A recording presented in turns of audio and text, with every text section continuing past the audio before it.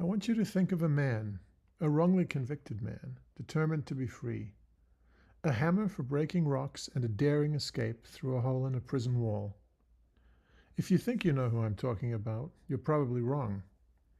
The Shawshank Redemption probably popped into your mind, right? What a movie, it's one of my favorites. The main character, Andy Dufresne, is falsely convicted and sent to prison for a crime he didn't commit. In the end, and this is a spoiler for those 2 or 3 of you out there who haven't seen the movie, he pulls off an amazing escape and lives out the rest of his life a free man. But enough with the fiction. This channel is about true stories after all. I had to wind back the clock a bit and jump across the pond, as they say, to find a real-life Andy Dufresne. His name was Joseph Johns, and this is his story. It's a story about crime and punishment, penal colonies, daring escapes, and a legend that lives on today. Joe was born in the UK in the 1820s. His early years were pretty uneventful, but shortly after he turned 20, he began to get into some serious trouble. In 1848, he and another man named John Williams stole 3 loaves of bread, some bacon, and a bunch of cheese from the home of a guy named Richard Price. Joe and his buddy were arrested and charged with burglary. Both men pleaded not guilty, and at trial, newspaper reports from the time say that while defending himself, Joe contravened the conventions of court procedure. That would be contempt of court today. And the judge sentenced them to 10 years penal servitude, which is forced labor.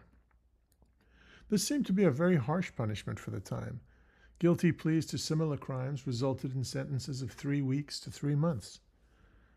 Joe was sent to prison and bounced around various facilities until 1853, when he was put on the prison ship Pyrenees and sent to Western Australia to serve the rest of his sentence in exile.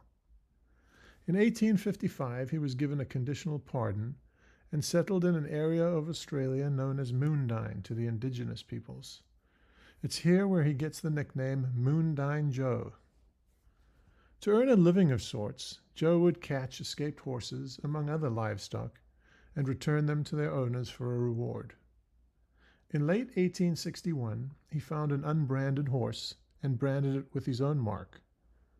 Unfortunately for Joe, the horse was in fact owned by someone, and what he had done by branding it his own was considered horse stealing. He was arrested and thrown into lockup, and the horse was seized as evidence. During the first night of lockup, Joe escaped his cell, stole the horse again, and also took a saddle and bridle which belonged to the local judge. That was a bad idea. He was caught the next day and got a 3-year sentence for jailbreaking. He was released in early 1864, but his freedom didn't last very long. By March of 1865, he was locked up again, this time accused of killing a steer. His sentence, 10 years hard labor. Joe would protest his innocence for this crime for the rest of his life, and from the day he was sentenced, he was determined not to serve time for a crime he claimed he didn't commit. One day, while out working on a prison work gang, Joe saw his chance and escaped into the Australian bush. He was able to elude authorities for a while, but eventually the law caught up with him and he found himself in custody once again. He got another year tacked onto his sentence for his efforts. In 1866, he tried to cut his way out of his cell by removing the lock and got another 6 months for this attempt. A month after this sentence was handed down, he actually did escape. He linked up with a couple of other escapees and headed south, hoping to get as far away from Western Australia as possible. To survive and to make the long journey south would require supplies and equipment, so the ragtag bunch stole provisions and other items from a local store and took off. This time the group survived and enjoyed freedom for a couple of months before they were caught again. For escaping and the robberies he committed while running, Joe got another 5 years of hard labor tacked onto his sentence. Tired of all the escape attempts, the authorities built an escape-proof cell just for Joe. They reinforced the walls with railway sleepers, added steel bars, and had him under constant watch by the guards. He was kept in the cell for over 22 hours a day and received a very poor diet. After his health began to decline, and for good behavior, the warden allowed Joe time outside. He was put to work in the prison yard, breaking limestone rocks for construction projects. And Joe worked diligently day after day, breaking rocks and piling up the debris and rock pieces into an ever-growing pile. The pile grew to a decent height, to where Joe could swing his hammer and actually hit the prison wall without being noticed by the guards. Then one day in 1867, Joe simply disappeared through the hole he had made in the wall. This time, Joe had learned his lesson and was able to avoid recapture for over 2 years.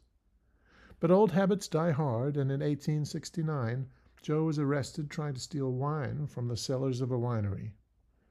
He was sentenced to 4 years for breaking and entering, and he made one more attempt to escape by trying to make a key in the prison workshop, but that didn't work out for him. He was finally pardoned by the governor of Western Australia after serving 2 of his 4 years. Some say it was for good behavior, some say it was out of respect because he was able to escape an inescapable jail. But either way, Moondyne Joe had worked his way into the hearts of Australians as a folk hero, a non-violent, ingenious escape artist and survivalist with a fiercely independent spirit, just trying to live his life. If you enjoyed the story of Moondyne Joe, hit that like button and subscribe for more unbelievable true stories.